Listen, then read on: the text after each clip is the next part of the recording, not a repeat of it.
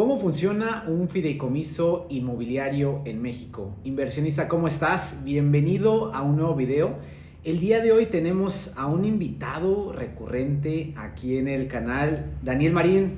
¿Cómo estás? CEO de Anchor Attorney, y el día de hoy vamos a dar como un update. En el canal ya tienen el video de lo que es el fideicomiso, pero siempre hay como dudas que van saliendo en el trayecto. Claro. Y para poder iniciar, Dani, me gustaría como empezar con esa pregunta que inicié, es ¿cómo funciona un fideicomiso inmobiliario? Mucha gente que es extranjera y que obviamente en la Riviera Maya están llegando a invertir, pues me dicen, oye, es muy difícil, ¿cómo hago un fideicomiso? ¿Quién me hace el fideicomiso? ¿Cómo funciona exactamente? Claro, el fideicomiso es básicamente proviene de un antecedente histórico por el tema de que México ha sido invadido.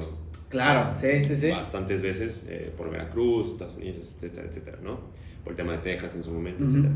Entonces, el gobierno mexicano o en nuestra legislación tenemos que, para que un extranjero pueda comprar respecto a una franja de 50 kilómetros a las costas. Exacto. Y 100 kilómetros a las fronteras, tiene que constituir un fideicomiso residencial en una zona que le llaman, la legislación le llama zona restringida, ¿no? Que no es restringida per se, pero así le llaman. Le denominan. Okay.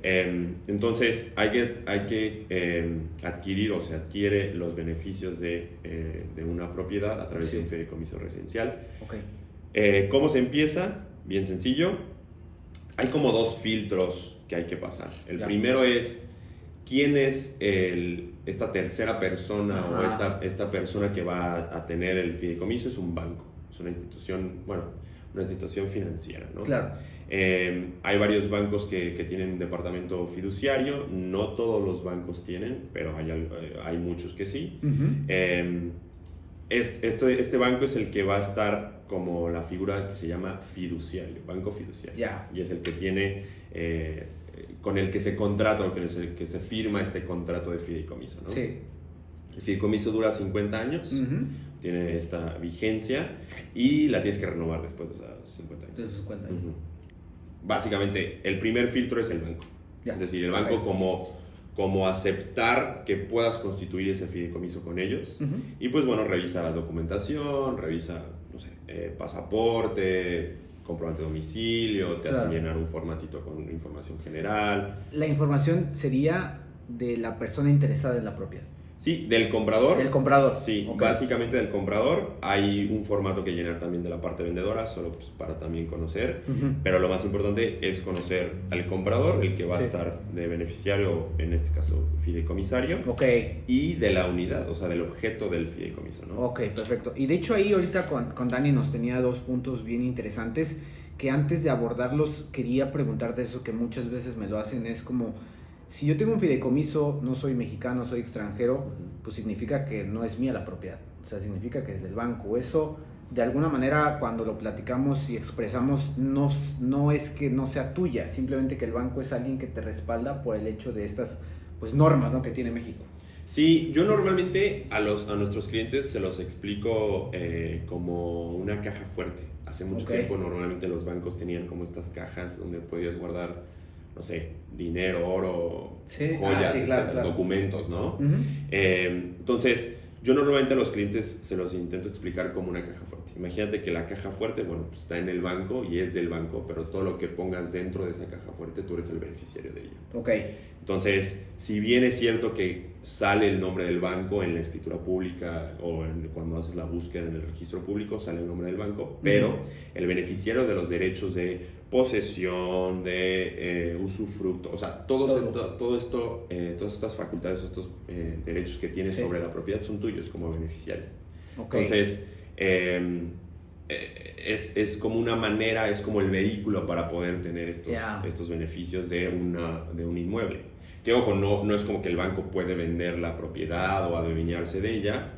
Insisto, los derechos son del comprador o del beneficiario. En caso de venta, o sea, el beneficiario si quiere venderlo, lo único que hay que hacer es avisarle al banco, ¿no? En su momento será una cesión de derechos. Exacto. O pues si por ejemplo le vende a un mexicano, que no necesitamos, nosotros mexicanos no necesitamos un fideicomiso, pues se puede extinguir el fideicomiso, ¿no? Ahí, por ejemplo, decías fideicomiso residencial. Sí. Para zona restringida. Si alguien, me han preguntado también, pero yo quiero comprar en el centro de México, ¿este tipo de fideicomiso para un extranjero es lo mismo? ¿O allá aplica algo diferente? Solamente digo como duda así. Claro, como no, ahí es distinto, no necesitas el fideicomiso, solo es en la zona restringida. Allá como extranjero compra sin ningún inconveniente. De ahí venía mi siguiente pregunta, porque es como, ¿puedo adquirir una propiedad sin fideicomiso en México? Sí, pero no en zona restringida. Sí, y no en zona restringida o no como extranjero. O sea, en esta zona restringida, no como extranjero. Podrías, por ejemplo, constituir una empresa mexicana, una sociedad mexicana, mercantil, la puedes constituir. Claro. Y comprar a través de la empresa. Pero comprar directamente como extranjero, ahí sí no es. No aplica. No. Aquí es donde no es ahí posible. nos aclaró la duda, mi Dani, porque sí es. Fíjate, eso es importante que lo sepan. Si quieren, o sea, en una zona que no sea restringida como extranjero, es posible. Acá, como empresa o con fideicomiso. O con fideicomiso, exacto. Ok, perfecto. Ahí el tema que nos platicabas, estas dos vertientes que se tienen, y la que es más común que nos pasa ahorita en el canal y con nuestros inversionistas es hacer un fideicomiso como persona física. Sí. ¿A qué exactamente nos referimos como persona física? Cuando nos referimos, bueno, es que en México, en México legalmente tenemos dos tipos de personas, las físicas y las morales, ¿no? Que básicamente es personas y empresas. Lo moral o la empresa o la persona moral es una empresa, la persona física es una persona carne y hueso. Entonces, se puede comprar como extranjero como persona física extranjera o como persona moral extranjera. Ambos requieren del fideicomiso. Ambos van a pasar por los dos filtros, que es el banco y luego la Secretaría de Relaciones Exteriores. Correcto. Pero tienen requisitos distintos. ¿Por qué? ¿Qué pasa? Como persona física o como persona normal, pues te identificas de una manera como pasaporte, comprobante de domicilio, el famoso driver license, ¿no? La licencia de conducir, etc. Como persona moral, como empresa, pues la empresa no tiene un pasaporte, o bueno, su pasaporte no es pasaporte, sino es el acta constitutiva, ¿no? Los famosos Articles of Incorporation o Articles of Organization, dependiendo de cómo le hayas constituido, ¿no? Esa es la manera de identificarse. Ahora, la empresa, pues es papel, llamémosle, y necesita pues manos o una persona física que lo represente, ¿no? Que firme a través de eso. Entonces hay un representante legal. De esa persona física sí necesitamos pasaporte. Entonces, a veces, dependiendo de la constitución de esa o cómo se creó esa empresa extranjera, el banco y la Secretaría de Relaciones Exteriores piden un poquito más de información, porque a veces no siempre está solo en un documento, ¿no? Para serte sincero, a veces se tiene mucha facilidad en Estados Unidos o Canadá cuando se crea una LLC, una LTD. La creación misma es muy sencilla, entonces no toda la información se contiene en un solo documento, a veces hay que agregar un poco más, dependerá de las instrucciones del banco o de la Secretaría de Relaciones Exteriores, ir complementando con lo que nos vayan pidiendo, ¿no? Ahora, otra diferencia es, como persona física, entregas pasaporte y bueno, esa es tu identificación en todo el mundo, ¿no? Como persona moral, esa creación viene en un idioma inglés y es un documento otorgado en un lugar, bueno, en el extranjero, en un lugar distinto a México, ¿no? Entonces, para que sea válido de usar en México, necesita pasar por varios pasos. Primero, ratificar ante el notario en Estados Unidos, por ejemplo, lo hacemos en Estados Unidos, hacemos una LLC en Texas, ¿no? Entonces, hacemos la LLC, nos van a dar un documento en inglés. Firmado por una autoridad de Estados Unidos, en específico en Texas, ¿no? Entonces, ese documento hay que ratificarlo ante un notario de Texas, el de su preferencia, el que gusten y manden, no hay ningún problema. Posterior a eso, hay que pasarlo por un proceso que se llama apostille. En la Secretaría de Estado, gracias a una convención de La Haya, también es un acontecimiento histórico, los países dijeron, bueno, para que podamos utilizar varios documentos de varios países en otros países, vamos a unificar y vamos a ponerle como un stamp o un sello, ¿no? Que ese es eso sí, ya me acordé, lo vimos en otro video. Pero sí, continúa porque igual es parte de lo que estamos ahorita. Exacto. Entonces, ese sello, que es el apostille, es el que nos va a dar la validez en otro país, ¿ok? Entonces, ratificar ante el notario de preferencia, una vez ratificado, llevarlo a la Secretaría de Estado para que lo apostillen, le pongan ese sello. Sí. Y posteriormente, como todo sigue en inglés, Claro. hay que trasladarlo al español. Entonces, la traducción tiene que ser por un perito oficial. Ok. Entonces, un perito registrado en México, perito traductor. Y entonces, en ese momento, ya podemos compartir al banco y a la Secretaría de Relaciones Exteriores los documentos. Ok. Esos documentos que están emitidos por un gobierno distinto al mexicano, claro, o una autoridad distinta a la mexicana, tienen que pasar por ese proceso para poder ser útiles en México, ¿no? Ya, porque es un idioma que no es el del país, ¿no? Exacto. En este caso es español. Porque es una autoridad no reconocida en México y ya, porque es un idioma distinto al español. Ok. Exactamente. En el tema de el valor de lo que tiene un fideicomiso, en el video anterior también lo platicamos, pero a lo mejor con este update que estamos haciendo, ¿cuáles serían como el breakdown que tiene el pagar un fideicomiso? ¿Cuáles son las cosas que la persona interesada en comprar una propiedad tendría que voltear a ver para decir, ok, el porcentaje de fideicomiso es este y se desglosa de esta forma? ¿Cuáles serían como los puntos a considerar que ellos tienen que ver en ese fideicomiso? Claro, el fideicomiso, para constituirlo, normalmente digamos como que el pago inicial se desglosa en 3 conceptos. Ok. Depende del banco, depende mucho del banco el precio, la verdad. Pero bueno, supongamos que lo constituimos son alrededor de $2,200 más o menos, pero se divide en 3 conceptos. El primero, la aceptación. Hay un derecho o un pago que hacer al banco porque el banco firme y acepte mantener ese fideicomiso o firmar ese fideicomiso. Ya. Segundo, el segundo filtro, la Secretaría de Relaciones Exteriores. La Secretaría de Relaciones Exteriores revisa toda la documentación y emite un permiso. Dice como, ok, esta es la autorización de que puedas constituir un fideicomiso y de que puedas ser beneficiario de una propiedad en la zona restringida. Entonces, ese permiso tiene pues un costo en derechos. O sea, es un derecho que son, o sea, esa cantidad normalmente lo consideran dentro de los 3 conceptos que se le paga al banco, sí, ¿no?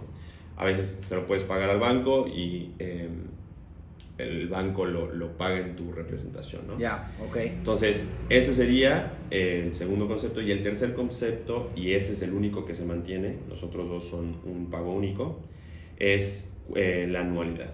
Las anualidades depende del banco, pero pues, deben de estar entre $450 y $600 más o menos. Anuales, exacto.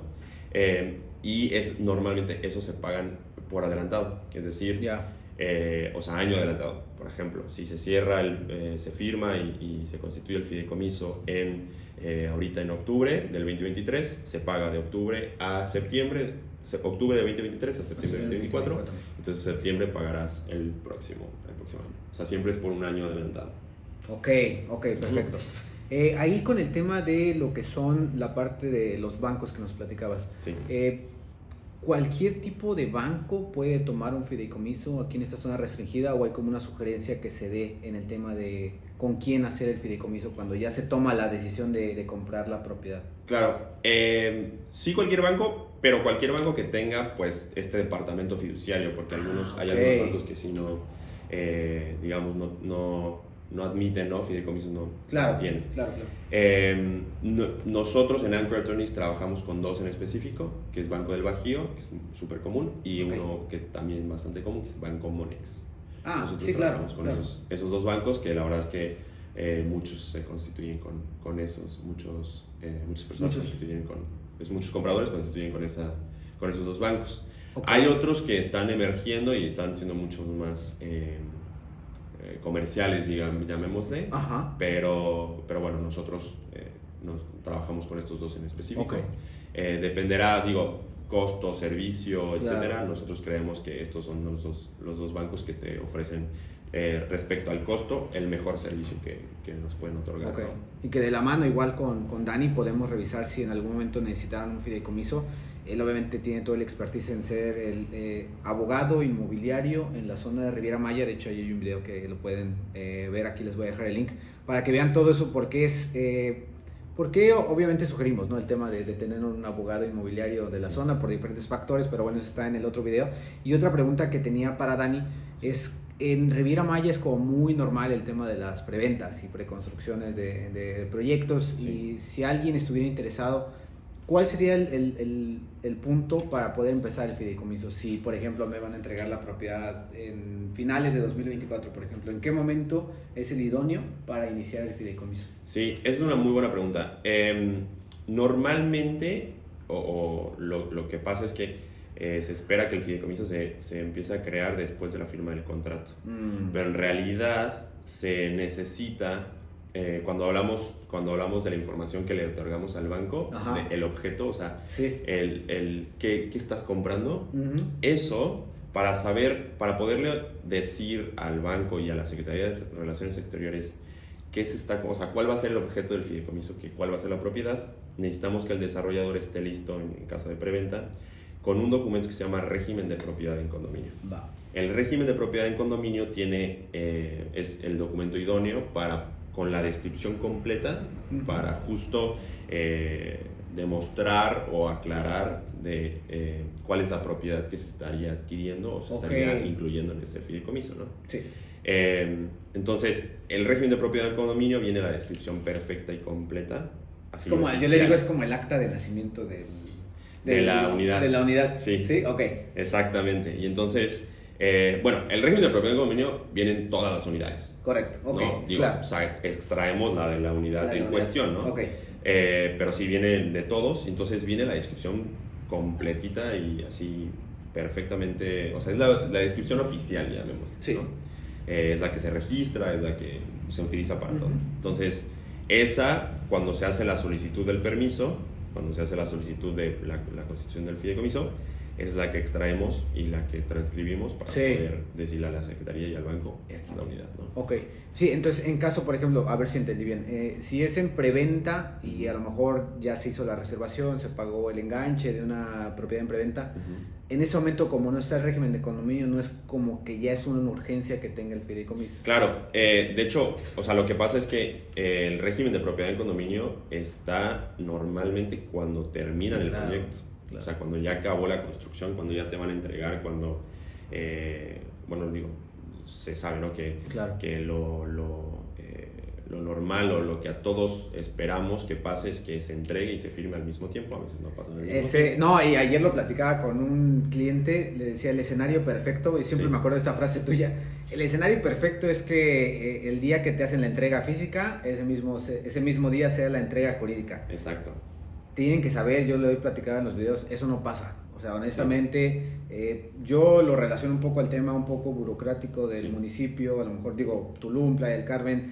No, me ha tocado 1 o 2 escenarios en donde se hace el mismo día, pero no es normal que suceda, y pues ahí es donde también sí se pide un poco, ¿no?, de paciencia para los inversionistas y que se tengan estas fechas diferentes, ¿no? Sí, que igual dentro, o sea, digo, el tema de firmar la escritura y que tengan el régimen es muy importante. Claro, no lo estamos menospreciando, pero creo que lo que más importa a veces es la entrega de la unidad, ¿no? O sea, que ya puedan hacer uso de la unidad, y si ya está lista, normalmente los desarrolladores como que prevalece esa parte, ¿no? De decir, ya está lista la unidad, te puedo entregar, y pues dejamos, o sea, digo, no está dentro de nuestras manos muchas veces el tema del régimen de propiedad en condominio por cuestiones de registro, por cuestiones de, no sé, municipio, terminación de obra, etcétera, etcétera. Entonces, normalmente prevalece, ¿no?, la entrega de la unidad, no pasa nada, sí se puede, digo, se firma la entrega, se espera que se firme la escritura y ya está, ¿no? Ahí, por ejemplo, tuve un ejemplo con uno de nuestros inversionistas que el tema del régimen tuvo unos meses de retraso, solamente el régimen, la entrega de la propiedad se hizo, y como el concern que tenía el inversionista es como de, pues es que sigue siendo parte del desarrollador, mi propiedad no es mía. O sea, ¿cómo yo me puedo proteger de que él en algún momento me diga, no, pues es que esa es mía? Ahí, ¿cómo hay alguna como tip que se les pueda dar como para, digo, a nosotros nos queda claro decir, solamente danos tiempo, danos un poco de paciencia para que obviamente es un tema de gobierno, claro. Pero hay de alguna forma para que el cliente se sienta tranquilo, ¿hay algo que ellos deban de saber o que...? Sí, pues mira, la verdad es que en todo momento sigue siendo del desarrollador, o sea, el pedazo de tierra es del desarrollador, hasta que no te lo transfieren una escritura pública, en todo momento es del desarrollador. Sin embargo, hay dos cuestiones. La primera, la posesión, es muy importante, es decir, tú ya tienes la posesión. La segunda, el contrato promesa. Es decir, en el contrato promesa hay varias obligaciones que tienen que cumplir. Claro. Primera es la construcción. Sí. Segunda es la entrega. Tercera es la escrituración. Cuarta, la emisión del CFDI, bla, bla, bla, ¿no? Hay varias. Vale. Pero nos concentremos en dos en específico. La primera en entregar y la segunda en escriturar. Esas son dos de las obligaciones del contrato de promesa. Sí. La obligación de la parte compradora es pagar, básicamente, ¿no? Y estar en la entrega y estar en la escritura. Ahora, ¿qué pasa? Por el hecho de haber cumplido una de las obligaciones no significa que fenece el contrato. O sea, todavía no se cumple por completo todo el contrato. Claro. Entonces, el contrato todavía es ejecutable. O sea, todavía puedes decir como, ok, sí me entregó la propiedad, pero a ver, no sé, quedamos 120, 90 días de periodo de gracia, exacto, y no ha pasado, no me ha escriturado. Ya me dio la posesión, estoy totalmente de acuerdo, ya cumplió con una obligación, pero a ver, me faltan otras, ¿no? Claro. O sea, todavía quedan otras más. Entonces, el contrato, así como vino protegiendo la construcción, la entrega, etcétera, etcétera, sigue protegiendo, o sea, sigue vigente hasta que no cumplan con todas las obligaciones. Hasta que no se transmita esa propiedad al comprador, sigue vigente esa obligación. Entonces el contrato sigue siendo la manera de cubrir legalmente al comprador. Una cosa tiene la posesión y otra es, aparte, el contrato sigue vigente. Perfecto. Ahí, desde tu experiencia, digo, no somos desarrolladores, pero como el tip que pudieran tener los desarrolladores para que tengan en tiempo y forma los documentos es que hay como algún tiempo exacto en donde ellos tienen que poner los documentos a gobierno para que no haya va a haber un retraso y eso ya me quedó claro, pero para que no haya un retraso, además, ¿hay algún punto en donde ellos deban de hacerlo de alguna manera diferente? Si hay alguna experiencia de tu parte o simplemente es como... Mira, te voy a ser bien sincero, pero súper sincero. Habiendo estado del lado de persona física, así como de desarrollador, también estuve ahí en el departamento jurídico de algún desarrollador. Hay desarrolladores que son bien cumplidos, o sea, de verdad, en tiempo y forma. O sea, puedes empezar a trabajar terminación de obra con 80% de tu construcción, puedes empezar a hacer cosas, ¿no? Son bien cumplidos, te lo juro. Es siempre así de que en tiempo, en forma, en todo, ¿no? No les falla un papel, pero de todas formas se retrasa. O sea, en nuestras leyes, en nuestras normas, en nuestras leyes, tenemos muchas veces tenemos estos periodos o estos tiempos en donde nos tienen que dar respuestas, donde tienen que emitir un documento, tienen que hacer cosas. La verdad es que es difícil, o sea, a ver, no solo es un tema burocrático, también entiendo que pues hay mucha construcción, hay muchos desarrollos y pues la carga de trabajo es pesada. ¿No? Entonces, me gustaría decir, pero es difícil, o sea, sinceramente es difícil. Digo, también hay desarrolladores que son un poquito desorganizados y también es un poquito de su lado, ¿no? Pero hay desarrolladores que son bien cumplidos y bien, o sea, tienen mucha gente y tienen muchos años de experiencia y mucho, y de todas formas llegan tarde. Entonces, depende, sí, ¿no? Es del una cuestión. Tema oficina. Sí, depende de oficina, depende de muchas cosas, o sea, claro. Pero sí, más que nada, o sea, pues para los desarrolladores intentar ser lo más cumplidos posibles, ¿no? O sea, que no lleguen, sobre todo la tema de la gestoría, ¿no? De que no lleguen con un documento faltante si saben que pues tiene que ir con todo junto, ¿no? O sea, digo, no sé, si saben que tienen que llevar los planos, pues que los lleven, ¿no? O sea, hacer la tarea. Exacto, hacer la chamba, o sea, básicamente. O sea, creo que los requisitos son a veces bastante explícitos, ¿no? O sea, están ahí, nada más hay que seguirlos.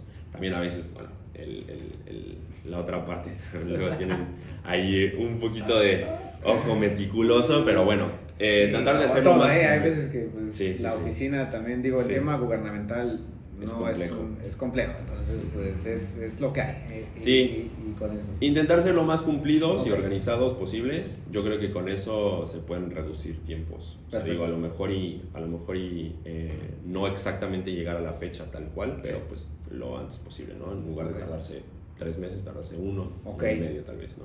Perfecto. Sí. Pues chicos, ahí yo creo que el tema del fideicomiso con este update que hicimos con Dani está muy interesante. Y aquí algo que también me gustaría agregar con lo que hemos hecho y somos empresas diferentes, Dani y yo, pero también tenemos bastantes inversionistas felices. Y lo digo de esta manera porque igual si un fideicomiso, ustedes están viendo en este momento una preventa, no es necesario en este momento que se haga el fideicomiso, pero con Dani se puede empezar a ver todo el tema de revisión de contrato, documentación legal del proyecto, todo eso. Si en algún momento necesitaran también una asesoría legal, él lo puede hacer. Así que no solamente el punto de nuestro fideicomiso era pero también que conozcan, ¿no? El tema de cómo trabajas tú, Dani, y de qué manera se pueden apoyar contigo. Sí, claro, sí. La verdad es que a mí me fascinan estas pláticas, me encanta esto. Hemos echado muchas, sí. y de hecho, no se quedaron al principio porque estábamos hablando de cosas como el dark side, de algunas cositas que ya le dije a Dani que pues lo vamos a tener que hacer porque estábamos checando audio de ahí, pero pues ya lo tendremos que ver una vez más a Dani aquí en el video. Sí, la otra parte de también, por ejemplo, si no es fideicomiso, constituir empresas mexicanas y cuáles son los in and outs de ese, o pros y contras de esa parte, ¿no? Sería bueno también a lo mejor explicarles un poco luego. Pues yo creo que esa sería la segunda parte de sí, exacto. De si no es fideicomiso, ¿cuál es la otra manera de claro. comprar, ¿no? Como extranjero. Como extranjero, exacto. También como mexicano, pero preferentemente como extranjero, ¿no? No, pues está perfecto. Segunda parte. Pero sí. Dani. Con muchísimo gusto. Chicos, muchísimas gracias por haber visto este video. La verdad esperamos que haya sido que estos tips les hayan ayudado mucho. Y pues nada, nos vemos en el siguiente video. Adiós.